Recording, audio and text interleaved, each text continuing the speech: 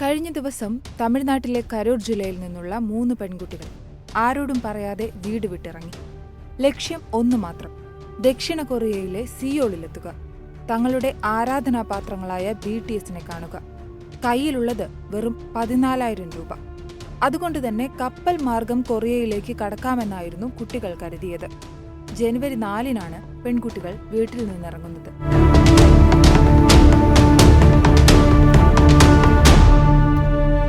BTSന്റെ കടുത്ത ആരാധകരായവർ തങ്ങൾക്ക് ആവശ്യമുള്ള വസ്ത്രങ്ങളൊക്കെ ബാഗിൽ കരുതിയിരുന്നു. മാത്രമല്ല, പോപ്പ് താരങ്ങൾ ഉപയോഗിക്കുന്നതിന് സമാനമായ ഷൂസും വാങ്ങി. ആദ്യം ചെന്നൈയിലെത്തണം, പിന്നെ വിശാഖപട്ടണത്തു നിന്ന് കപ്പൽ വഴി കൊറിയ. ഇതായിരുന്നു പദ്ധതി. ചെന്നൈയിലെത്തിയ ശേഷം ക്ഷീണം അനുഭവപ്പെട്ടതോടെ 1,200 രൂപ വാടക കൊടുത്ത് ഒരു മുറിയെടുത്തു.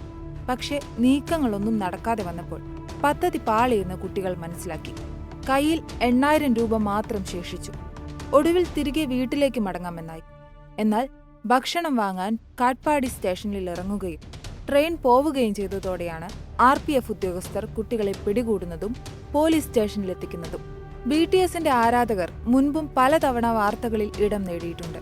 എങ്കിലും കയ്യിൽ പാസ്പോർട്ടോ മറ്റ് രേഖകളോ ഒന്നുമില്ലാതെ കൊറിയ വരെ പോകുവാൻ ഈ 13 വയസ്സ് മാത്രമുള്ള പെൺകുട്ടികളെ പ്രേരിപ്പിച്ചത് എന്താവും? BTSനോടുള്ള ഭ്രാന്തമായ ആരാധനയും സോഷ്യൽ മീഡിയയുടെ കടന്നുകയറ്റവുമെന്ന് ചുരുക്കത്തിൽ പറയാമെങ്കിലും ആരാണ് ഈ BTSൽ കാണുന്ന കൊറിയൻ ചെറുപ്പക്കാർ? കുറച്ചധികം നാളുകളായി മലയാളികൾക്ക് ഏറെ സുപരിചിതമാണ് BTS ആർമി എന്ന വിശേഷണം. മറ്റേത് മേഖലകളെയും പോലെ തന്നെ തങ്ങൾ വിലമതിക്കുന്ന താരങ്ങൾക്ക് വേണ്ടി എന്തും ചെയ്യാൻ തുനിഞ്ഞിറങ്ങുന്ന ആരാധകരുള്ള ഒരു കൊറിയൻ ബാൻഡിന്റെ ആരാധകരാണിവർ. സംഗീതത്തിന്റെ ഒരു മായാലോകത്തേക്ക് കാണികളെ എത്തിച്ച BTS ബാൻഡിലെ 7 ചെറുപ്പക്കാരാണ് RM, കിങ്, ജങ്കുങ്, ജെ-ഹോപ്പ്, ജിൻ, വി, സൂഗ, ജിമിൻ എന്നിവർ. 2010-11 കാലഘട്ടത്തിലാണ് ഇവർ ഈ 7-അംഗ സംഘത്തെ രൂപീകരിക്കുന്നത്. കണ്ണു ചുമ്മുന്ന വേഗത്തിൽ എന്ന് BTSനുണ്ടായ ഫെയിമിനെ വിശേഷിപ്പിക്കാറുണ്ട്. 2012-ൽ ഓഡീഷൻ പ്രോസസ്സുകൾ പൂർത്തിയാക്കി 2013-ലാണ് BTS ആദ്യമായി പ്രേക്ഷകർക്ക് മുൻപിലെത്തിയത്. ടു കൂൾ ഫോർ സ്കൂൾ എന്ന ആൽബത്തിലൂടെയായിരുന്നു എൻട്രി. നോ മോർ ഡ്രീം എന്നത് ആദ്യ ഗാനം. കൊറിയൻ യുവാക്കൾ നേരിടുന്ന വിവേചനവും സാമൂഹിക സമ്മർദ്ദവും ശബ്ദിച്ച BTSന്റെ ആദ്യ ആൽബം സ്വീകാര്യത നേടിയില്ല. മാത്രമല്ല, ഈ ബാൻഡ് അധികകാലം മുൻപോട്ട് പോകില്ലെന്ന് ആളുകൾ വിധിയെഴുതി.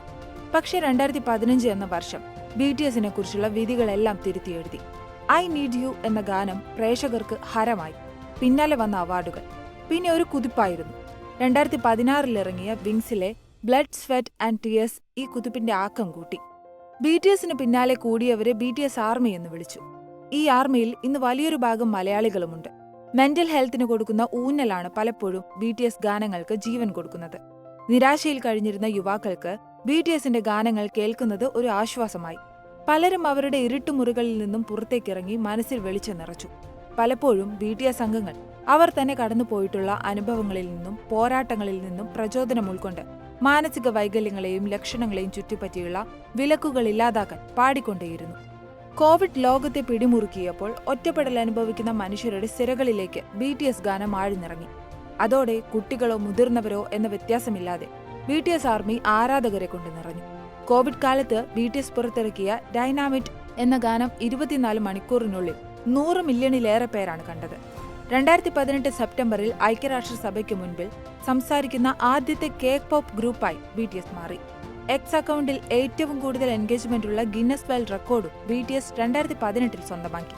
2017-18 കാലയളവിൽ ഏറ്റവും കൂടുതൽ ട്വീറ്റ് ചെയ്തത് BTS ആയിരുന്നു എന്നാണ് അവകാശവാദം.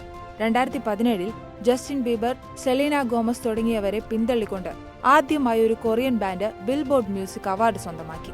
വ്യത്യസ്തരാകുന്നതിൽ തെറ്റില്ല, വ്യത്യസ്തതകൾ അംഗീകരിക്കുമ്പോഴാണ് സമത്വമുണ്ടാകുന്നത് എന്ന് ഏഷ്യൻ വംശജർ നേരിടുന്ന മാറ്റി നിർത്തലുകളെക്കുറിച്ച് വൈറ്റ് ഹൌസിൽ വെച്ച് നടന്ന ഏഷ്യൻ പസഫിക് ഹെറിറ്റേജ് ആഘോഷത്തിന്റെ സമാപന ചടങ്ങിൽ BTS അംഗം സൂഗ സംസാരിച്ചു. UNOയിൽ വെച്ച് ആരാധക വൃന്ദത്തെ അഭിസംബോധന ചെയ്യുന്നതിനിടയിൽ BTS നേതൃനിരയിലുള്ള കിം പറഞ്ഞതിങ്ങനെയാണ്: നിങ്ങൾ ആരുമാകട്ടെ, എവിടെ നിന്നുള്ളവരോ ആകട്ടെ, തൊലിനിറമോ ജെൻഡറോ എന്തുമാകട്ടെ, നിങ്ങളുടെ കഥ എന്നോട് പറയൂ. എനിക്ക് നിങ്ങളെ കേൾക്കണം. ഞാൻ കൊറിയയിലെ ഒരു ചെറിയ ഗ്രാമത്തിൽ നിന്നുള്ളവനാണ്. എല്ലാവരെയും പോലെ ജീവിതത്തിൽ എനിക്കും തെറ്റുകൾ പറ്റിയിട്ടുണ്ട്. പക്ഷേ എന്നെ ഉയർത്താനും സ്നേഹിക്കാനും ഞാൻ പഠിച്ചു.